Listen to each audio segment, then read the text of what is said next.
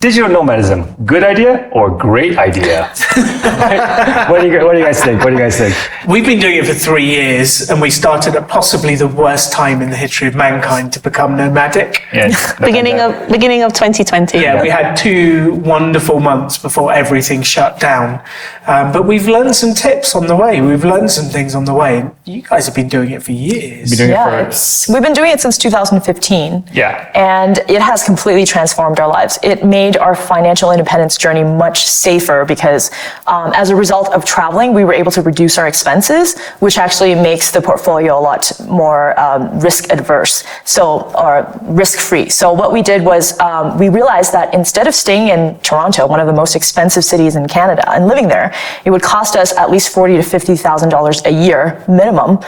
We went to places like Thailand, we went to places like Portugal, we went to all these undiscovered places that are not, a bit more off the beaten path, and we ended up only spending $40,000 a year traveling the world.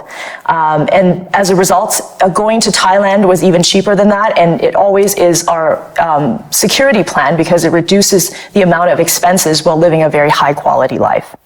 Yeah, just leaving the UK solved a lot of financial things for us. So I'm voting for great idea. And that's why we're going to give you 8 tips on how to be a digital nomad. So one useful tip for when you're traveling around the world is that you can do it with just one backpack. What we do is we each have a 40-liter Osprey backpack, which is very comfortable. We can walk around all day in it, and it has the perfect hip straps to be able to carry everything we own for just a year. And what I realized is that you don't actually need to bring that much clothing with you. All you really need is 1 week of clothing, because if you're staying in Airbnbs or you're staying in hotels near laundromats, you can always do your laundry after a week. So there's no need to overpack. Another thing that I found was super useful is to bring a power bar, because what you want to do is when you're worried about the power conversion in the different countries, you don't want to have to worry about your electronics. So that power bar protects your laptop so that you can, when you're on the go and you're working on passion projects, you don't have to worry about it. I found that one of the best things about being a digital nomad is that you don't have to worry about maintaining a house, you don't have to worry about property taxes, you don't even have to worry about cleaning because that's already included as part of the hotel or the Airbnb, so that alleviates a lot of those day-to-day stresses and things that you don't like so that you can focus the time on doing things that you do like. When you're a digital nomad, staying connected is really, really important. And usually you have Wi-Fi in your hotel room, your Airbnb, your cafes, so that's usually not the problem.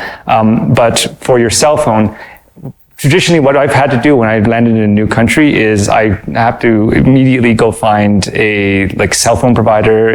And here in Colombia it's like Claro, and in the UK it might be like O2, and then go into one of the kiosks that you find all over the airports and then register and buy a SIM card right on the fly and get data that way, so that you also have a local phone number. Recently there's been a much wider adoption of something called eSIMs, which are embedded SIM cards. The new phones that you can get, like the one we have an iPhone 11, it allows you to program the phone with a SIM card that just comes bundled as a QR code. So you can even do this before you even land in a new country. We use a site called Airalo, AIRALO.com, where it's basically a marketplace for eSIM providers that are from all sorts of different countries. So you just basically go to that site, click what country you're flying into, and then they'll have data packages that you can buy with your credit card, and when you buy it, they'll print out, they'll send you a QR code that you can just scan with your phone and get data for your phone before you even land. So that's been a really cool innovation that has just started to become widely adopted this year. One of the challenges of being a nomad is it can get lonely. So how do you build community when you're on the road? Well, Katie and I have found so many different ways to do it. One of the ways we did it was this organization called Toastmasters.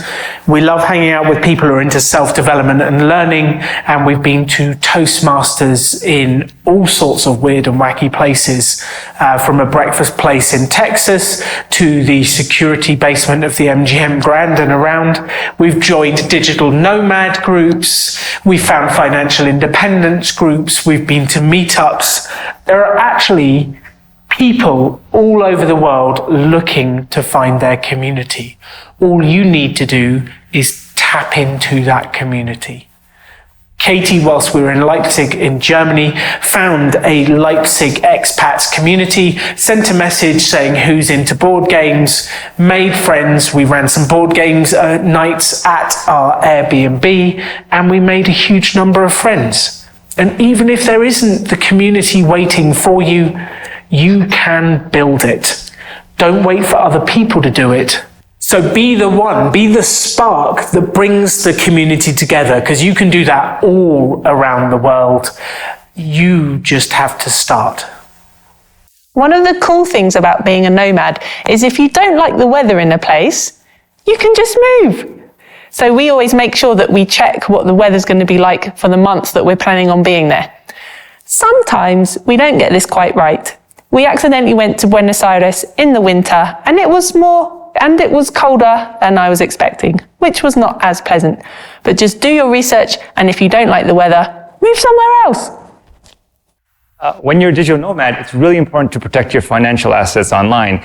You're going to be traveling to a lot of different countries. You're going to be using a lot of Wi-Fi hotspots and being in cafes that you're not necessarily familiar with. So it's really important to protect your bank accounts from having your password stolen. A couple of easy ways that you can do that is, first of all, log into all your bank accounts and make sure two-factor authentication is turned on, either through your phone or through a hardware token like a YubiKey. Another thing that it's really important to do is to make sure that all of your passwords are long, unique, and most importantly, different for every account, so that if one account gets compromised, then criminals can't go through and unlock all of your other accounts. Because if you're abroad and your bank account locks your bank card, that's going to be a huge pain to fix. And third, when you're using a hotspot or a Wi-Fi hotspot that is public, make sure that you connect using a VPN. I use, as a password manager, Dashlane, and it also comes with a free VPN account. So that's what I use to protect my digital accounts. Make sure you don't get hacked. You really don't want to do that when you're traveling. So our top 3 favorite places to be a nomad are Thailand, Portugal, and Poland. So sometimes it helps to get off the beaten path. One of the biggest differences between traveling and becoming a digital nomad is when people go on vacation, they just think, I'm going to go to London and Paris and New York and the Caribbean, and I'm going to buy a package. And then they start to wonder, why is travel so expensive? Well, you're not really traveling. You're actually buying a vacation package, and you're spending double rent because you're actually paying money back home for your existing house, but then also paying for a hotel. Traveling is different. Traveling saves you money because that cost of traveling actually becomes your regular expenses, your regular rent, your regular eating out, and you end up doing what the locals do rather than going to touristy places, and you get a much better, more authentic experience. So get off the beaten path. Try to go to Thailand, try to go to Portugal, try to go to Poland, where the cost of living could be as little as a quarter of how much you're spending back home. For example, when we were in Thailand, we found that $20,000 a year was more than enough for a couple to live there and get massages, and we never had to cook because the cost of living is such that you only pay $2 per meal. And your cost of living for the rental, for example, is we only paid $500 for a 1-bedroom condo with pool. So get out there and improve your life with digital nomadicism. One of the biggest lessons we had when becoming nomadic was when you first become nomadic, it is like one giant vacation. So you go out to eat every day, you stop working, you get fat very quickly, your health suffers, and it just does strange things to you. So you want to avoid treating long-term nomadic travel as a holiday and start to actually treat it as your life. So find a place to exercise, go running along the beach. There was one of the best things we did in Rio de Janeiro was run along Ipanema Beach every day and go swimming before we did everything. And then you can look after your health by cooking in occasionally, intermittent fasting. But you need to find a routine within travel that actually works for you.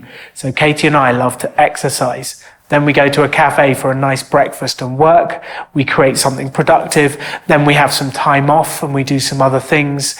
Then we do something fun in the evening. And we found a routine within travel that helps us to be healthy, productive, and happy. Plan in some cool stuff.